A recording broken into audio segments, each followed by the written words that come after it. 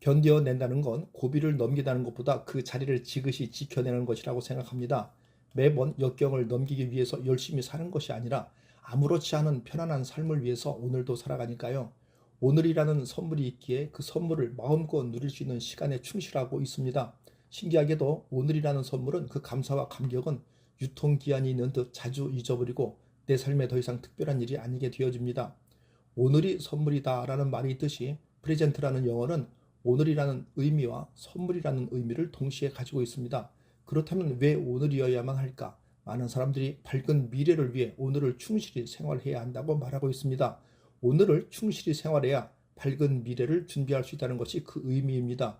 오늘이 내 일생에서 최고의 날이고 오늘 행하는 일들은 내 일생에서 가장 중요한 일입니다.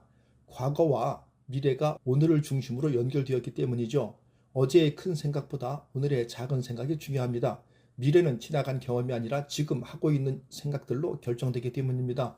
오늘 내가 무너지면 단단해 보이던 삶도 무너지지만 오늘 내가 일어서면 부끄러운 과거도 자랑스러워지고 막막한 미래도 힘을 얻습니다. 세상의 모든 희망은 언제나 오늘부터 시작되기 때문입니다. 인간의 정체성은 매 순간마다 바뀝니다. 그러니 혹시나 다른 사람의 평가에 너무 연연해 할 필요는 없습니다. 시간을 잃어버린 사람에게는 매 순간이 너무나 소중하고 아깝습니다. 매일 그냥 지나칠 때는 느끼지 못하는 감정이 오늘의 이 봄을 얼마나 더 만날 수 있을까 생각해보면 더 열심히 살아야 할 이유를 발견하게 됩니다. 오늘 하루를 살아가는 원칙과 태도에 대해 다시 점검해 봅니다. 흔들리지 않고 후회하지 않고 오늘 하루를 산다는 것, 문제를 짊어지고도 오늘, 지금을 잘 살아내는 것, 글을 쓰고 다듬듯 오늘 하루의 삶도 되돌아보며 점검해 봅니다.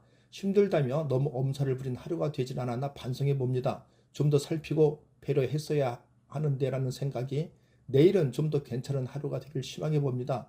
글을 다듬듯 삶을 다듬어가는 시간을 가질 수 있어 오늘도 감사한 하루입니다. 30살이 심리학에게 묻다로 60만 명의 30살 청춘들의 마음을 위로했던 정신분석 전문의 김혜남이 직접 그림을 그리고 글을 덧붙인 첫 번째 그림 에세이집 오늘을 산다는 것을 보면 많은 위로와 용기를 얻게 됩니다.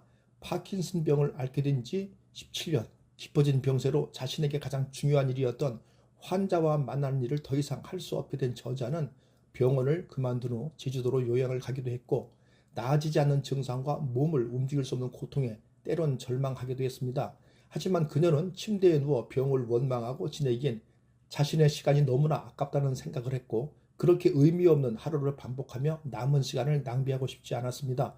자신이 할 수 있는 유일한 일은 그저 남은 시간을 잘 쓰는 것뿐이라는 깨달음에 그녀는 마비가 풀려 몸을 움직일 수 있는 시간 동안 정원을 가꾸고 책을 읽고 글을 쓰고 커피를 내리고 스마트폰으로 그림을 그리며 그녀에게 주어진 오늘을 충분히 즐기며 살고 있습니다.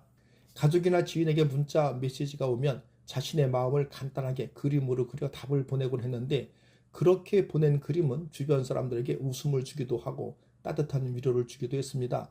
자신의 의지와 상관없이 흔들리는 팔다리, 온몸을 밧줄로 꽁꽁 묶어 놓은 듯하여 한 발짝도 떼지 못하는 상황 속에서도 삶은 여전히 아름답고 사는 게 재미있다고 당당하게 말합니다. 살림은 물론이고 밥을 먹고 화장실을 가는 기본적인 일조차 쉽지 않은 시간을 보내면서 세상이 얼마나 아름다운 것인지 발견했다는 그녀는 지는 해가 얼마나 아름다운지 옆 사람의 손이 얼마나 따스하고 위안이 되는지 삶이 얼마나 소중하고 경이로운지 자신이 발견한 세상의 아름다움과 함께 삶의 희망을 우리에게 전하고 있습니다. 감사합니다. 굿라이프 인생 후반전의 마이스로 닥터 예였습니다.